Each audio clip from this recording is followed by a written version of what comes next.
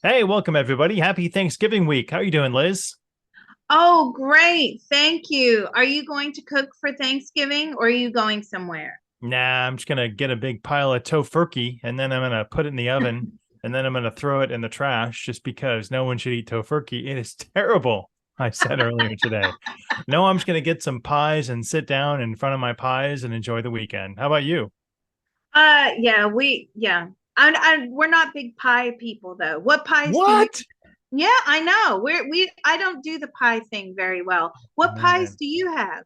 You have to have pumpkin pie for No. Thanksgiving. And please leave a comment below letting us know what pie also you have to have during Thanksgiving. Hey, Liz, I thought we could look back at the original Thanksgiving story. There's a lot of, misconception. And, when you study it in college or high school or elementary school, it's a happy story. But when you look back to 1621 through the history books, it's pretty apocryphal. So I thought we could look at the main characters involved and talk to them. Absolutely. Yeah, let's do it. I like your pictures, by the way. Oh, these are some fancy, happy pictures. So, the story starts out with Squanto, and Squanto was like they said, an Indian who went and told the pilgrims how to save food. But it was about 102 pilgrims that came across from America, and one person died on the Mayflower, but they had one birth, so they had 102. But that winter was terrible, and like half of them died. And then you got Squanto the next year, and Squanto came, but Squanto had lost his entire tribe through smallpox and was a slave. So I thought we could bring in Squanto and learn more about him and his life. Okay, that's not what I was taught in school. No, it's a horrific, terrible story. He was a slave. Yeah, he was a slave. He was captured, taken to Europe, sent to a monastery in Spain, and the monks sent him back to America. And so that's how he knew English and was able to communicate with the tribe that was here in the area and make that sort of peace agreement. That William Bradford, the governor of the area, came to be known for. So it's a crazy story. Oh my God. I like had no idea. So Wow. can we bring in Squanto and talk to him about how he was abducted and his life as a slave? I do have Squanto here. I do. He's a very quiet man. Was he married? Were you married? I mean, well, married as defined now. Were you with someone? He did have children, yes. Oh, okay. I don't know if his children are much talked about in it's a bit of speculation. No, So he had to leave them behind. did he have children in Europe or here, and did they die when he was abducted as a slave? Did you have children in Europe? No, they were here. Okay. So his real name is Tisquantum. Does he prefer Squanto or Tisquantum as his name? He actually has another name, and it's something like free bird. Ah, Freebird. He It's all probably he's a very much his spirit animal is what is your spirit animal? It's the crow. And so his tribe, the Paxtuxet tribe, they all perished from smallpox. And so how did he feel and how did he deal with that huge loss coming back from, just escaping? It's got to be, I don't know why this isn't a story. This is an amazing story, but he escaped as a slave, came back to America. His entire tribe is wiped out. He becomes the only person who can communicate with the pilgrims and the native tribe. How did he feel when he found out were they decimated, and how did it make him feel? Was the tribe decimated? For the most part, it was. Some of them had migrated to the west to get away from the pilgrims. But for the most part, he actually doesn't know what happened to his family. I'm saying What happened to your children? Did you come across, did you get word that they died? He says, I don't know what happened to them. Nobody actually knows. There was a lot of movement during that time. There was a lot of, you know, break apart in within the tribe. So different, you know, some of them wanted to stay, some of them wanted to leave. There was a lot of movement during that time. Very, very scared. They lived in fear.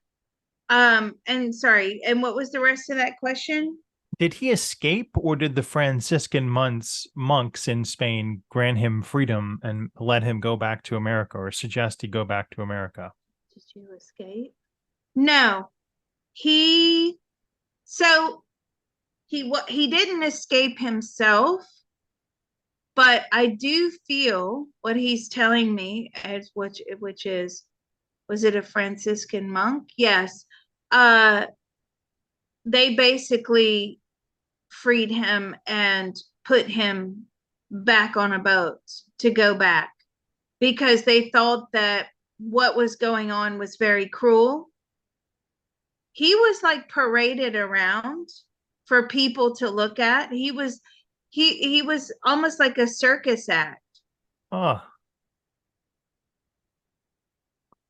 so the so-called Thanksgiving that has been the subject of much debate happened in 1621. Can he shed some light on like the political situation that existed between the Pilgrims and I think it was the Wampanoag tribe?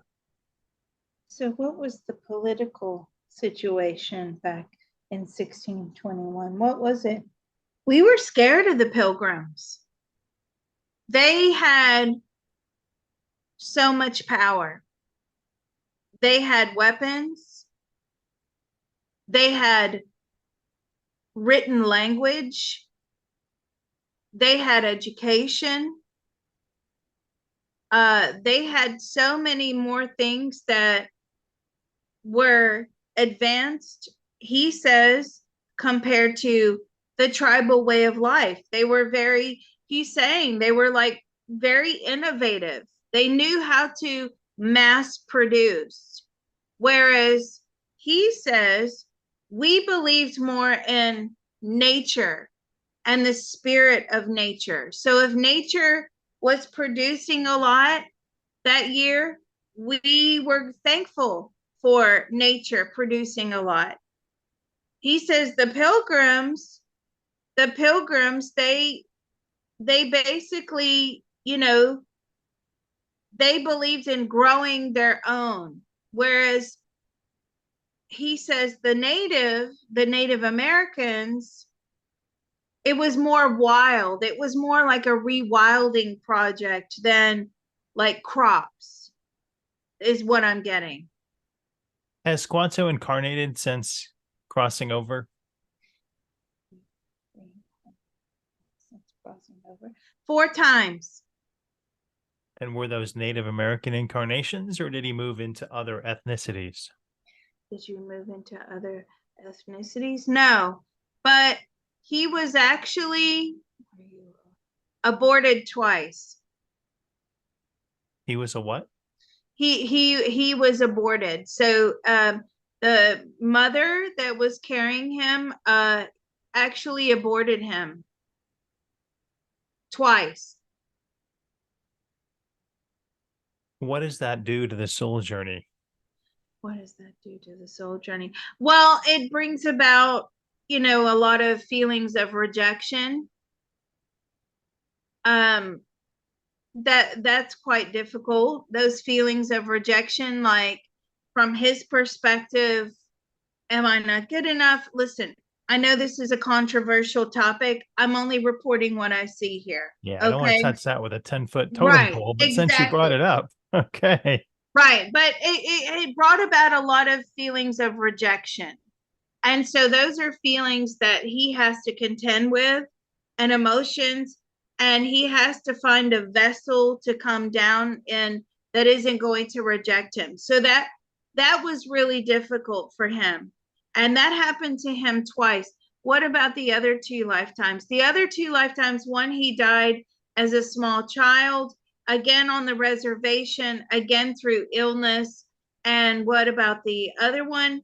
There was another one where he was a woman and he had children, and they managed to live in peace away from the pilgrims. Talk to us about your ability to talk to the Wampanoag chief, whose name was Kusamequin. I think that's right. Kusamequin, who was really the tribal leader of that era and brought the pilgrims together. Like he was the intermediary that allowed communication between the English settlers and the Native American tribe, Kusamequin. So how did he bridge that gap, and what was Kusamequin's feeling towards the pilgrims? What was the He hated them. He hated them. But Squanto was necessary as a communication tool. See, that communication is very, very important, because if not, they're just squaring up to one another. They don't know how to anticipate what the next move is going to be. They're used to reading energy and facial expressions, but that's within their own communities. When the pilgrims came into the New World, he's saying, we didn't know how to read them properly. It was very hard to read their energy. And our survival is based upon reading energy of the people. We couldn't do that. This was a foreign energy. We had to really contend with it. So communication was imperative and essential. And it was also necessary, he's telling me, to stop the killing, because that's all we knew how to deal with one another, was to kill each other. We that's all we knew. There was still a lot of tribal warfare going on in between other Native American tribes also. There was still a lot of tribal war. Yeah, that's commonplace. That's that's always an issue. I'm saying, why was there so much tribal warfare? Like, why? It was all about conquering and taking land, and if one land or region was more prosperous than the other, then it's all about survival. Now, remember what I said before in one of our videos, the fact that we need food, water, and clean air, and I guess shelter in there somewhere further on down the line, but food, air, and water, that makes us very competitive. So already we're being fed this information that we're supposed to be this, and we're not supposed to be competitive, and we're supposed to be, loving towards one another. And yes, I agree that life is much easier when you are that way, and everybody is that way. However, that's not how we're designed. We're actually designed, it's like going into the Hunger Games arena. You're being beamed in, the podium rises up, and then here you go. You're immediately launched into an arena of staunch competition. I'm very interested to know if they had any pie at the first Thanksgiving or anything resembling pie and what it was made of. Do you have any pie at the first Thanksgiving? Yes. And see, that's something that the natives did not experience before. Sugar, right? Sugar was not a Native American, it wasn't on the menu. And that was really intoxicating to the Native Americans. Like, it really was something they never had before. This, sweet, exceptionally sweet, pie or on the menu, and they were pretty addicted to it. What was in those first pies? What were they made What of? was in the first pie? Was it pumpkin? No, it was yam. Yam pie not coming to my Like dinner table, but that's all right. like candied yams. It was like yams cooked in sugar. Sugar, yeah. Did Squanto have any additional marriages to any of the other Native Americans or pilgrims in his lifetime after he returned to America? Did you have any other children? Yes, he ended up having more children. Did you ever find out what happened to your other children? No, your other family? No, he had no idea. Now, see, that's interesting as well. The fact that in that lifetime, he had lost his family, and that is also a form of rejection, right? So on not on the conscious mind level, but on the soul level, somewhere in the contract they agreed to this separation or this rejection of one another, not staying together. And then the fact that he came down two more times and he was rejected again. So let me ask this question: is rejection something that is really one of the themes in most of your lifetimes? It's a constant running theme, he says, in his lifetime, in his lifetimes. Well, I can help him with that with my soul path alignment. William Bradford was the governor at that time. So let's get his perspective on that first Thanksgiving. What was it like? How did he feel? How William Bradford. Okay. Um, Now, as he's now come in, he's got his arm around Squanto. So, but Squanto seems a little uncomfortable with this, right? He's just doing what he has to do to keep the peace. This was not a voluntary role. This was a forced role. They captured him in order to, use him.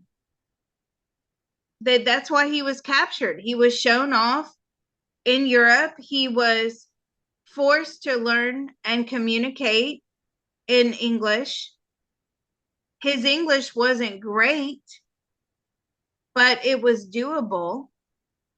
The pilgrims were not willing to learn the native language, and it was also very impossible for them to learn the native language because there was nothing written down.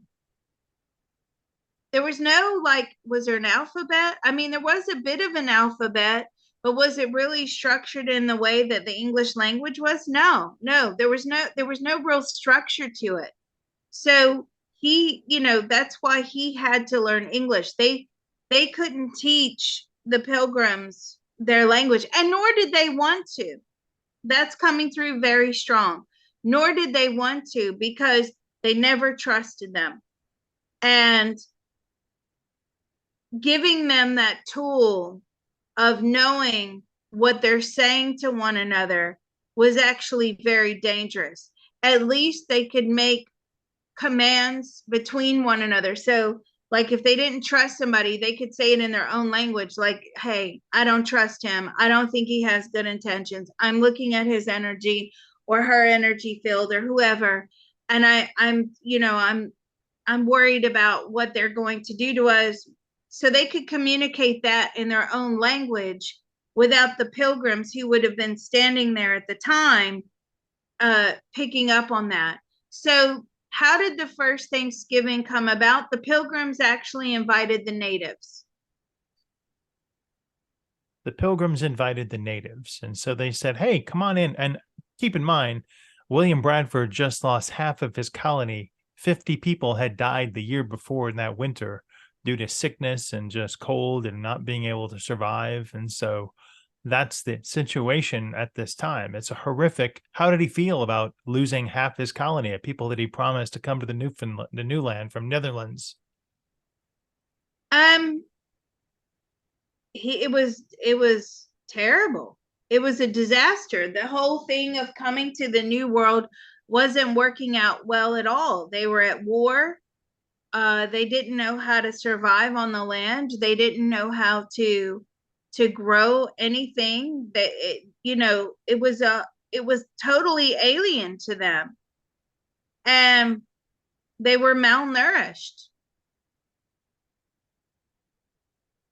So let's roll into the first Thanksgiving. They invited the natives to come and spend time with them. What was his goal in that? Just like, this is the only way we got to survive? We knew that that was the only way.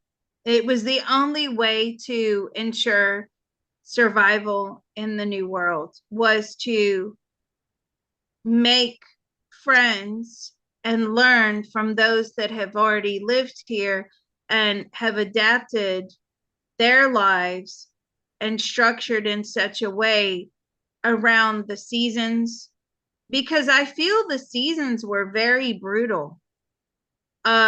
He's telling me, like, winds, did you have tornadoes, lots of tornadoes back then. They didn't know how to deal with it. The Indians could, the natives knew when the tornadoes were coming. They knew it. They knew how to read the weather. They knew how to, even days before, they would prepare. They were reading energy. They were receiving that information. And they knew what was good and what wasn't good, and what was diseased and what wasn't diseased. And they really had to come to, Bradford is telling me, they had to come to an agreement that the only way they were going to survive was to rely upon them. Have Bradford and Squanto incarnated again together? Together. No. All right. I wanted to close things out with Sarah Josepha Hale. And I think this is the woman. She's the one responsible for us celebrating Thanksgiving. She petitioned, the couple members of the White House. And finally, Abraham Lincoln said, okay, contacted William Stewart and said, let's make it a holiday. So what was Sarah Joseph Hale's motivation in wanting this to be a national holiday? What was your motivation in wanting it to be a national holiday? To bring peace, to remind us that we have to live in peace. And at least we can have a day of peace, because there was so much fighting, so much fighting. This is, this is our land, this is your land. It sounds like the song, doesn't it? There was fighting over cattle. There was fighting over animals, wild animals. See, traditionally, the wild animals were the natives' property. But then you have the pioneers and the pilgrims coming in, and now they're fencing off land. That was unheard of. They're fencing off. This is ours. And the animals that are within this land belong to us. And that was a big bone of contention with the natives. Well, wait a minute. No, these are free roaming animals. Now you're saying that this area is yours, and you're fencing all of this off. So there was a lot of bloodshed in these early years, a lot. And she just really wanted to have more so a day of peace, and to remind people that we can get along. That's what Thanksgiving stood for to her. What motivated her? Was she a Native American in a past life, or did she just find everyone needed a day of peace and getting along? So I feel that she came from quite a well-to-do family. Oh yeah, Okay. she's a Freemason. Oh, she did. Okay. She's telling me that. And this was really, she couldn't understand why there was just so much bloodshed when she could see so many beautiful things in the world, and she just thought that all of this was unnecessary. She had a past life as a native where she was actually killed by pilgrims. That's also what I picked up on. Very interesting. Oh, Very interesting. yeah. Has she incarnated since crossing over as Sarah Hale? And how does she feel Thanksgiving is today versus what she wanted it to be? How do you feel Thanksgiving is today versus what what I did. It's profound. So she's really proud of her achievements because now Thanksgiving stands for so much more. It stands more, it's charity. You know, there's a lot of charity involved in Thanksgiving. It's about letting down our barriers, letting down our, inhibitions about each other, and about instilling kindness around this time. And she says, what a better way to do it than with food? She says, food is the best medicine. Food can bring people together, and it can also tear people apart. So originally, a lot of the fighting was over land and food. It was about food, basic survival. That land had more food on it than this land. And now it's about coming together and sharing the food and reminding each other that if we just share and stop being so competitive, that we can do this. Is Sarah Hale in spirit now, or is she down here on the earth plane? Are you in spirit now? No, she's actually here on the earth plane at the moment. So Oh, she's where's she going here. for Thanksgiving? Yeah, she's here. She has 3 children, and she's a lawyer. And are you in these states? Yes, she is. She's in New York. She's in the New York area. And are you celebrating Thanksgiving? Yes. Thanksgiving is always something very big for her. She has a lot of friends and family that come over, a lot of children that are also there. She's not poor in this lifetime either. I see a very large house with a very large kitchen and lots of people in it. She's very popular in her law firm. She's a law firm. She's actually a human rights and women's rights lawyer. Do you have any idea now on the earth plane that you were Sarah Hale? No, she has no idea, but she does love Thanksgiving. Now that's Wow. awesome. Isn't that cool? Yeah, she has I, no idea. She has no idea who this does she know who Sarah Hale is in this lifetime? Has she ever heard or read about Sarah Hale? No, she hasn't. So the person walking around this week who's going to have all these people, if she has no idea that in a past life she petitioned to have Thanksgiving an official holiday. That's amazing. well, we all wish you a happy Thanksgiving and a happy season of joy this holiday season. And we hope you have a wonderful, wonderful dinner with all your family and friends. Thanks, Liz. Yeah, this was good. Thank you. Bye, everybody.